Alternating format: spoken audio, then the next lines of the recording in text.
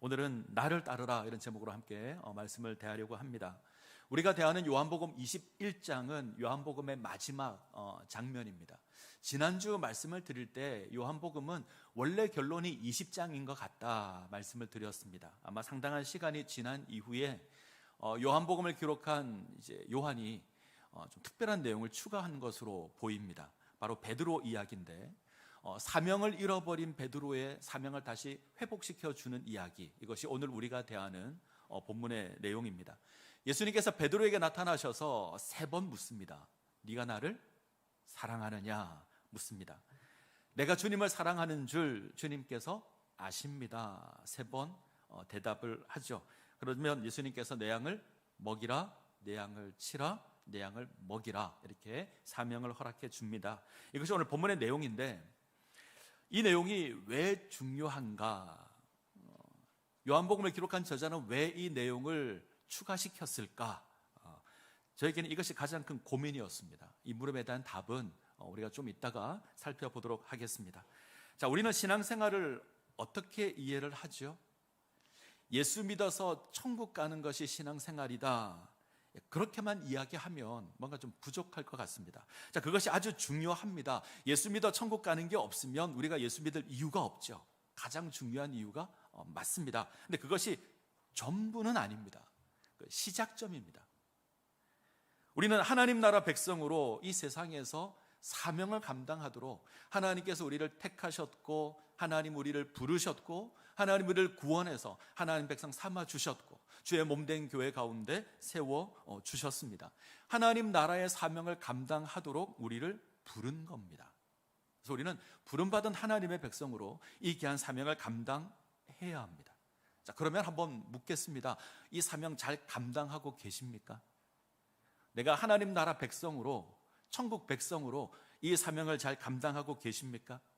내가 하나님 말씀에 순종하여서 변함없이 하나님을 그렇게 섬기고 계십니까? 아니면 내가 열심히 하려고 했는데 잘 안 되더라, 실패하는 일이 있고 넘어지는 일이 있고 속상하는 일이 있고, 그래서 혹시 그 사명 내려놓고 뒤로 물러서 계신 건 아닙니까?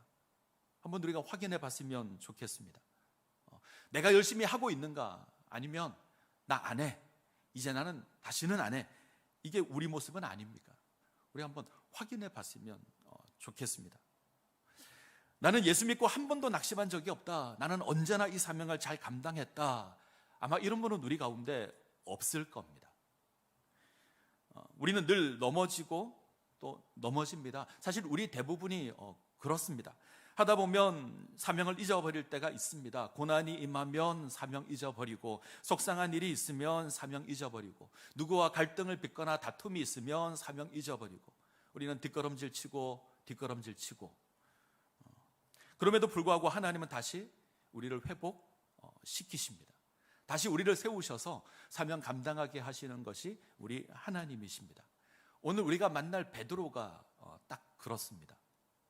베드로가 다른 제자들과 함께 물고기나 잡으러 가겠다 이야기를 하고, 제자 가운데 일부가 우리도 가겠다 이렇게 해서 7명의 제자가 갈릴리 바다에서 물고기를 잡습니다. 21장을 보시면 그 후에 이렇게 시작을 하죠. 이 말은 20장 사건이 있은 그 이후에 이런 말입니다. 자, 이들이 왜 물고기 잡으러 가려고 했을까요? 이게 우리가 첫 번째 살펴봐야 될 물음입니다. 이들은 예수님의 부활을 목격했습니다. 적어도 2번은 목격했죠. 제자들이 모여 있을 때 주님께서 나타나십니다. 못 박힌 손, 창자국에 있는 옆구리 보여주십니다. 제자들이 다 기뻐하죠. 2번째 나타나셨을 때는 도마가 감격적인 고백도 합니다. 나의 주, 나의 하나님입니다, 고백까지 합니다. 이처럼 부활의 주님을 만났는데 이들이 물고기나 잡겠다 물러났습니다. 자, 왜 그럴까? 아마 자격이 없다고 생각한 것 같습니다. 특별히 베드로가 그랬습니다. 나는 주님 따를 자격이 없어. 이것을 인해서 사명을 잃어버렸습니다. 부활하신 예수께서 처음 제자들 만났을 때에 성령 받으라 그러셨고요. 그리고 죄사함의 권세를 주셨습니다. 이 말은 다르게 표현하면 너희가 이제 사명을 감당하라는 거죠. 예수께서 죽으시고 부활하심으로 우리의 죄의 문제를 해결해 주셨습니다. 우리 죄를 위해서 십자가에서 죽으셨고 죽음의 권세를 깨뜨리시고 부활하심으로 생명의 주가 되셨습니다. 그러면 나가서 전해야죠. 예수의 십자가를 전해야 되고 예수의 부활을 전해야 합니다. 이것을 경험한 제자들입니다. 근데 문제는 자신을 돌아보니 그 사명을 감당할 자격이 없어 보입니다. 제자들 과거에 어떠했죠? 다 도망갔습니다. 우리 주님 잡힐 때 다 도망갔습니다. 심지어 베드로는요, 저주까지 했습니다. 예수를 3번이나 부인하고 저주까지 했습니다. 베드로는 그 누구보다 열정적으로 예수님을 쫓았던 제자입니다. 주님, 내가 주님을 위해서는 내 목숨도 바치겠습니다. 다른 사람이 다 주님 버려도 나는 절대 주님 버리지 않겠습니다. 큰 소리 쳤던 제자가 베드로입니다. 그런데 어떻게 하죠? 예수님 잡히시던 날 밤에 예수를 3번이나 부인합니다. 마지막은 저주까지 합니다. 맹세를 하죠. 이런 베드로 앞에 주님이 나타났습니다. 얼마나 민망할까요? 면목이 없을 겁니다.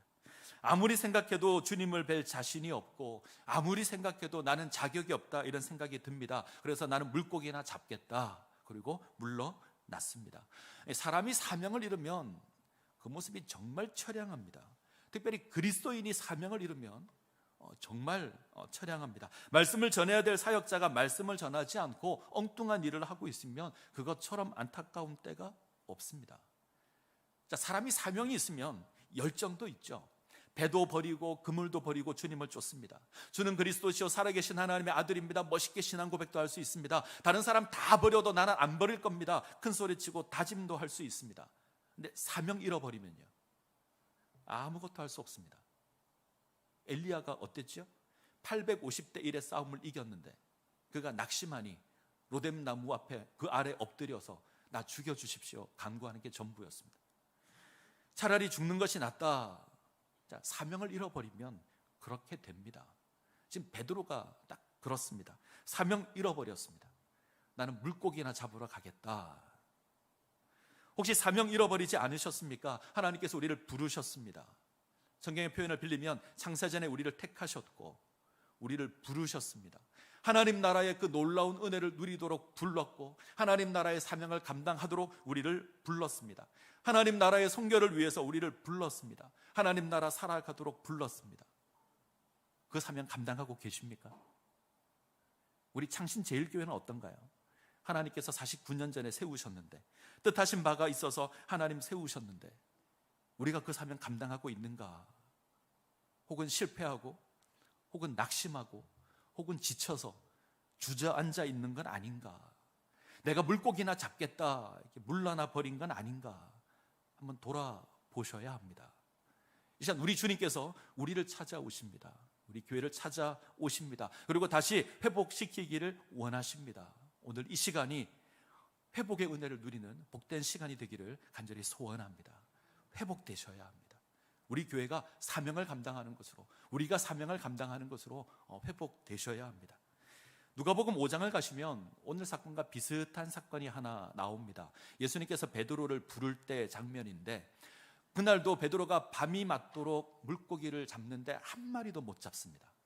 새벽에 주님께서 베드로에게 깊은 데로 가서 그물을 던져라 말씀합니다. 이 말씀에 순종해서 베드로가 그물을 던졌는데 많은 물고기를 잡죠. 그리고 예수님 베드로를 부르십니다. 사람 낚는 업으로. 베드로가 배도 버리고 그물도 버리고 주님을 쫓습니다.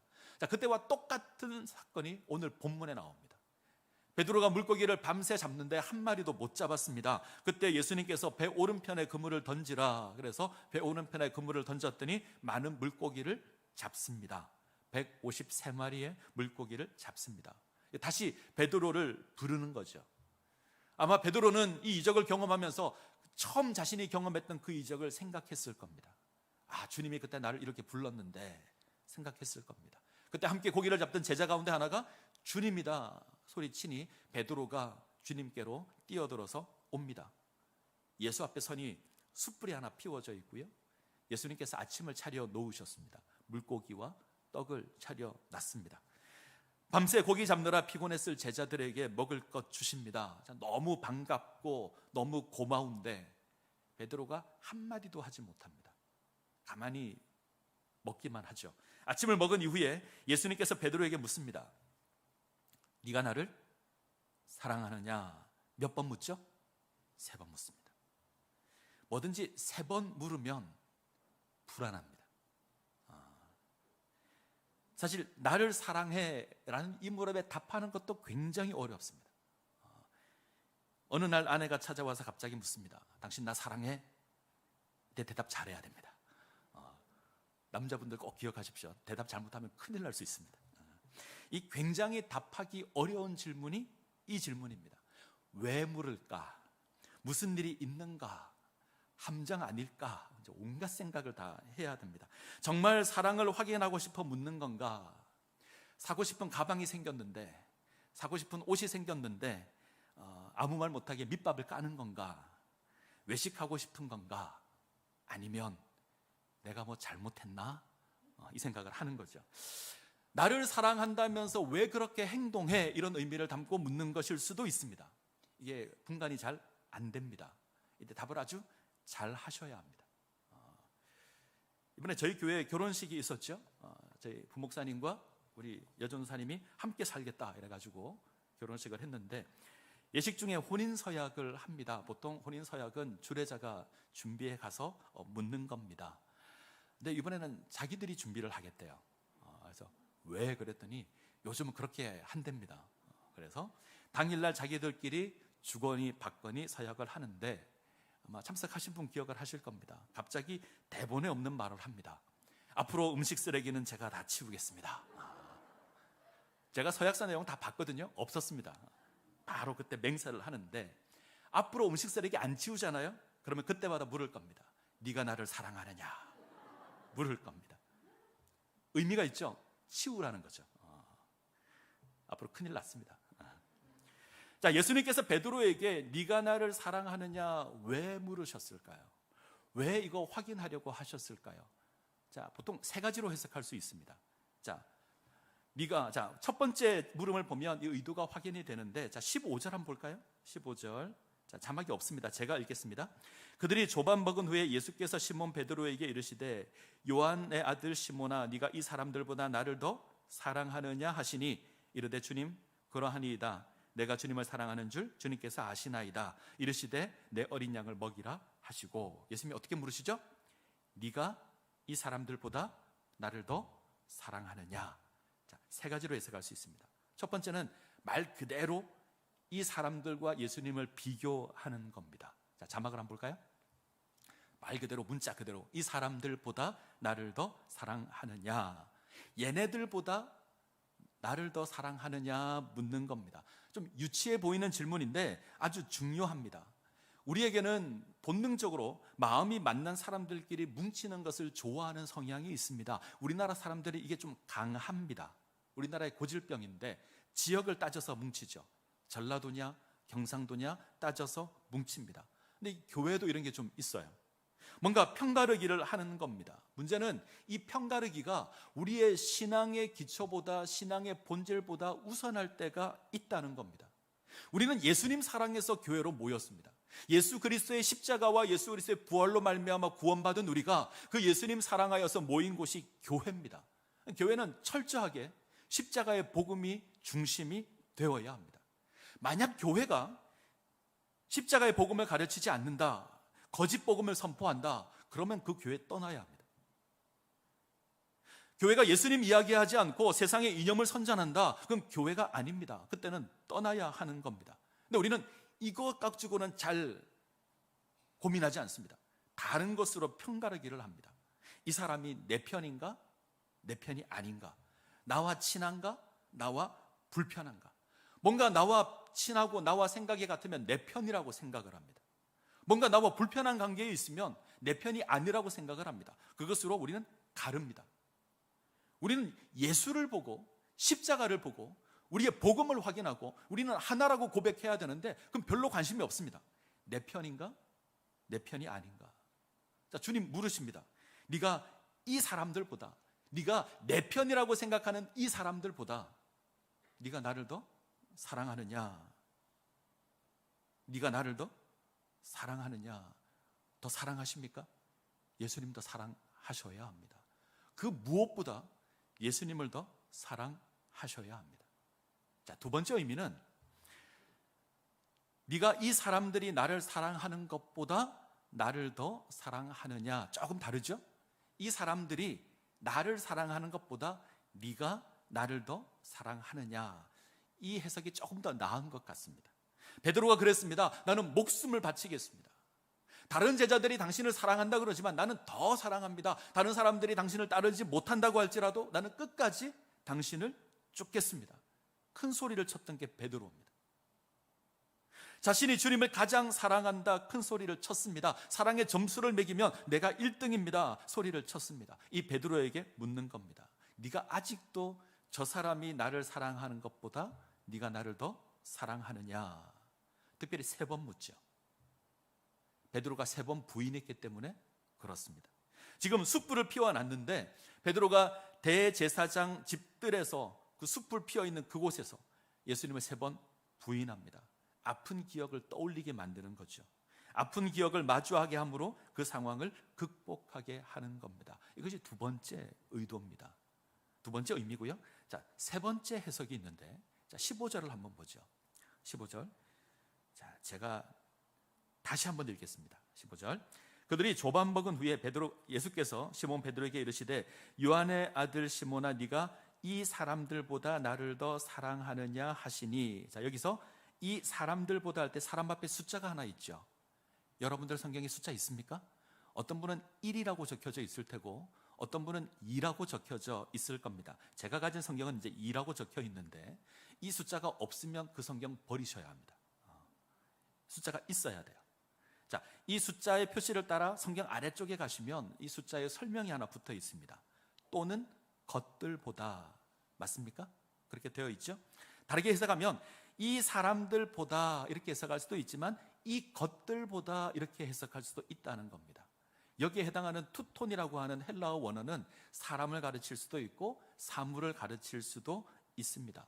이게 사람을 의미하면 지금 함께 있는 제자들을 의미하겠죠. 이 사람들보다 나를 더 사랑하느냐 묻는 건데, 사물을 가리키면 어떻게 되죠? 지금 잡아놓은 물고기 혹은 배, 그물 이런 거 이야기하는 겁니다. 네가 이것들보다 나를 더 사랑하느냐.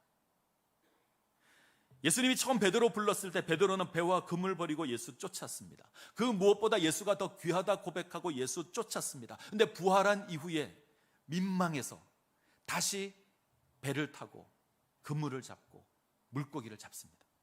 난 이제 안 한다. 나는 물고기나 잡을 거다. 사명 잃어버린 이 베드로, 다시 예수님 만나기 전으로 돌아간 겁니다.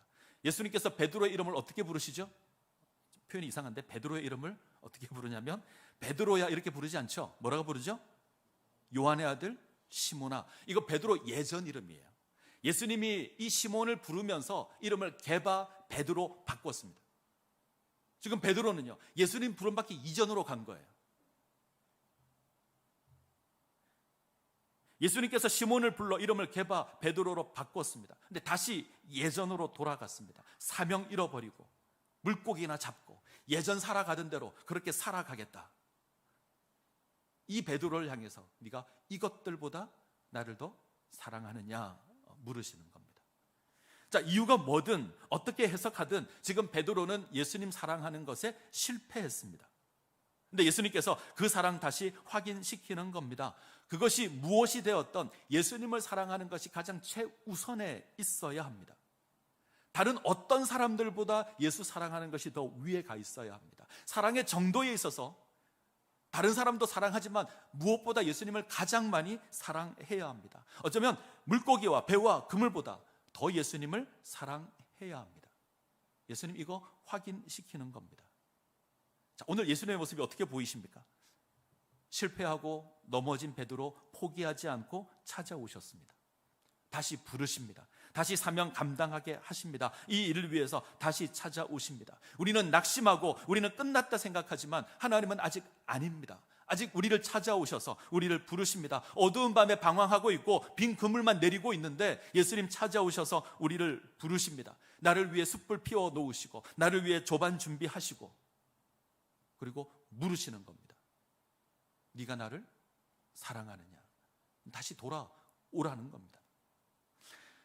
이 주님 앞에 베드로가 고백합니다. 맞습니다, 주님. 제가 주님 사랑하는 것 주님께서 아십니다. 베드로 고백은 진심이죠. 근데 이렇게 고백하는 게 어렵습니다. 민망해서, 면목이 없어서. 더군다나 3번 묻습니다. 우리 성경을 보면 3번째는 베드로가 근심하죠. 번역을 바꾸면 슬퍼합니다. 왜 슬퍼하죠? 왜 3번 묻는지 베드로가 압니다. 자기가 3번 부인한 것 예수님께서 꼭 집어서 묻는 겁니다. 많은 사람들이 이 부분을 예수님의 용서, 베드로의 회개 이렇게 생각합니다. 그래, 네가 나를 사랑하니 이제는 과거 다 잊어버리고 새 출발해, 이렇게 이해를 합니다. 근데 전 좀 아닌 것 같습니다. 회복이 맞고 용서도 맞는데 제가 베드로라면 절대 못 잊습니다. 이거 어떻게 잊습니까? 분명 회복은 맞습니다. 물고기 잡으러 간 베드로를 다시 회복시키는 게 맞는데 이 수치를 잊을 수 있을까요? 안 그래도 민망한데, 안 그래도 면목이 없는데 예수님 숯불을 다 피워놨습니다. 고의적으로 3번을 묻습니다. 이건 잊으라는 게 아니라 기억하라는 거죠. 베드로의 실패를 기억하라는 겁니다. 예루살렘에 가면 유대인들의 학살 기념관이 있습니다. 2차 세계대전 때 독일로 말미암아 학살되었던 그것을 기념해서 기념관을 만들었는데 이름이 야드 바셈입니다. 뜻이 잊지 말라라는 겁니다. 이 기념관의 정문에 가면 문구가 하나 있습니다. 용서하라, 그러나 잊지 말라. 누군가 갈등이 있다면 용서해야 합니다. 문제가 있다면 문제를 해결하는 게 맞습니다. 그런데 잊는 것은 아닙니다. 잊으면 반복할 겁니다. 잊지 말아야 합니다. 예수님께서 베드로를 회복시키십니다. 죄를 용서합니다. 근데 이게 잊으라는 게 아니죠. 기억하라는 겁니다. 다시는 그거 반복하지 말라는 겁니다. 3번 반복해서 묻습니다. 못을 박아도 3번 깊숙이 박아 넣습니다. 오늘날 유럽을 여행하면 오래된 성당을 만나실 수 있습니다. 근데 닭의 형상이 많이 새겨져 있습니다. 사진 한번 볼까요? 베드로의 부인을 그린 그림인데 베드로의 모습과 그것을 쳐다보는 예수님의 장면. 근데 그 안에 뭐가 있죠? 닭이 그려져 있죠. 의미하는 게 있을 겁니다. 베드로의 통곡교회라는 교회의 십자가 위에 닭이 있습니다.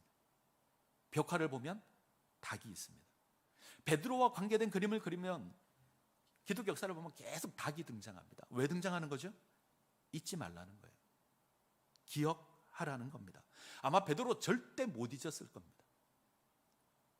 실패는 극복해야 하는 것이지 잊어야 하는 게 아닙니다.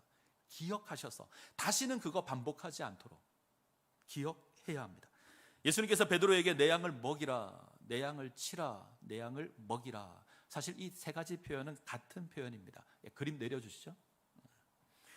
그런데 양을 치라고 했을 때가 의미가 조금 더 강한데, 양을 치라라는 말은 목자가 되라 이런 뜻입니다.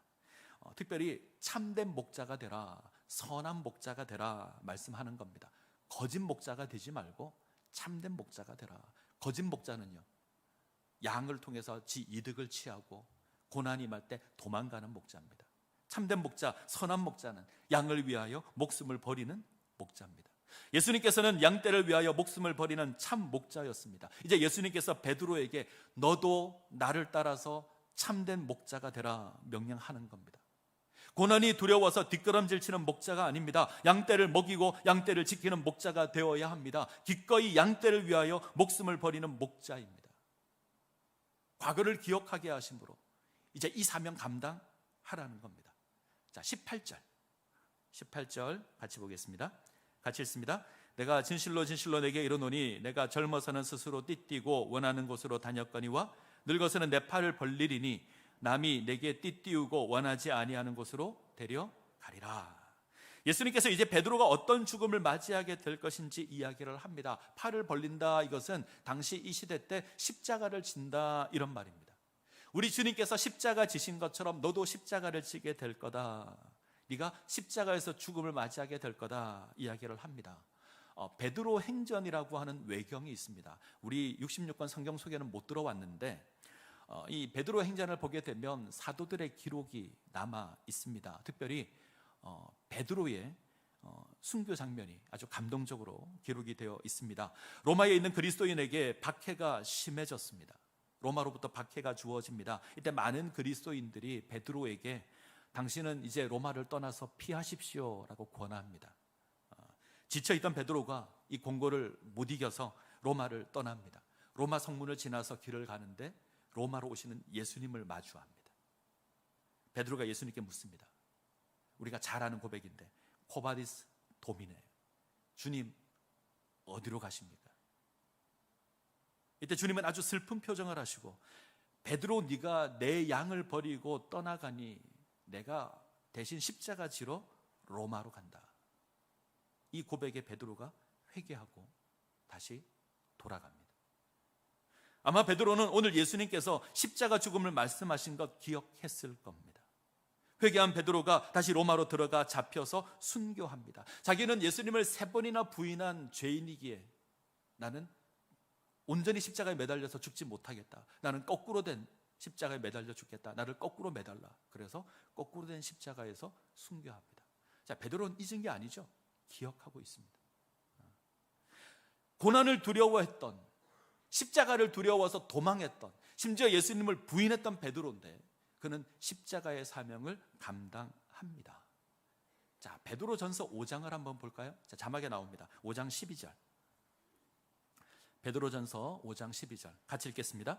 내가 신실한 형제로 아는 실로안으로 말미암아 너에게 간단히 써서 권하고 이것이 하나님의 참된 은혜임을 증언하노니 너희는 이 은혜에 굳게 서라. 아마 베드로전서의 주제를 한 구절로 뽑으라 그러면 저는 이 구절을 생각할 것 같습니다. 베드로가 고백하죠. 이것이 하나님의 참된 은혜임을 증언하노니 너희는 이 은혜에 굳게 서라. 베드로전서는 로마에서 고난당하는 그리스도인에게 기록된 서신입니다. 그리스도를 위해서 고난당하는 것이 하나님의 은혜다. 그러니 너희는 기뻐하라. 이것이 베드로전서의 내용입니다. 지금 베드로가 이것이 하나님의 참된 은혜다 고백할 때 이것은 고난입니다. 예수 그리스도로 말미암아 당하는 그 고난이 하나님의 은혜다라고 고백합니다. 그러기에 이 은혜에서 흔들리지 말라. 자, 누가 이 고백을 하죠?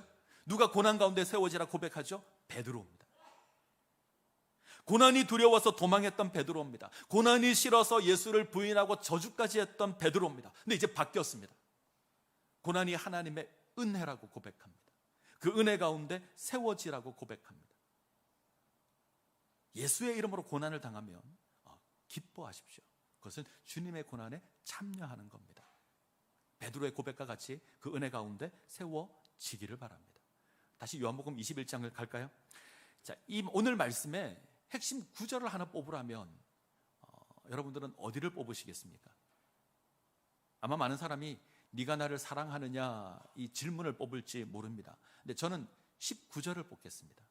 자, 19절 같이 한번 볼까요? 자, 자막에 있습니다. 같이 읽습니다. 이 말씀을 하시면 베드로가 어떠한 죽음으로 하나님께 영광 돌릴 것을 가르치심이라라. 이 말씀을 하시고 베드로에게 이르시되 나를 따르라 하시니, 예수께서는 베드로에게 어떻게 죽게 될 것을 얘기하십니다. 그리고 나를 따르라. 지금 물고기나 잡겠다 도망한 베드로를 다시 부르시는 겁니다. 나를 따르라고 하십니다. 오늘 우리에게 주어지는 하나님의 말씀입니다. 오늘을 살고 있는 나에게 주어지는 말씀입니다. 나를 따르라 하십니다. 당신 교회를, 제일교회를 향해서 하나님 하시는 말씀입니다. 어쩌면 사명을 잃어버리고 어쩌면 머뭇거리고 있고 어쩌면 주저앉아 있는 우리에게 하시는 말씀이 이 말씀입니다. 나를 따르라는 겁니다. 예수님을 따르셔야 합니다. 하나님 나라의 사명을 감당하셔야 합니다. 머뭇거리시면 안 됩니다. 주저하시면 안 됩니다. 뒷걸음질 치시면 안 됩니다. 첫 번째 질문으로 갈까요? 설교를 시작하면서 왜 베드로 이야기를 요한이 기록했을까? 한번 생각해 보자. 자, 사명을 감당하라, 나를 따르라, 이것 위해서 기록을 했을 겁니다. 근데 한 가지 기억해야 될 게 있습니다. 자, 21절 볼까요? 21절 같이 읽습니다. 이에 베드로가 그를 보고 예수께 여짜오되 주님, 이 사람은 어떻게 되겠사옵나이까?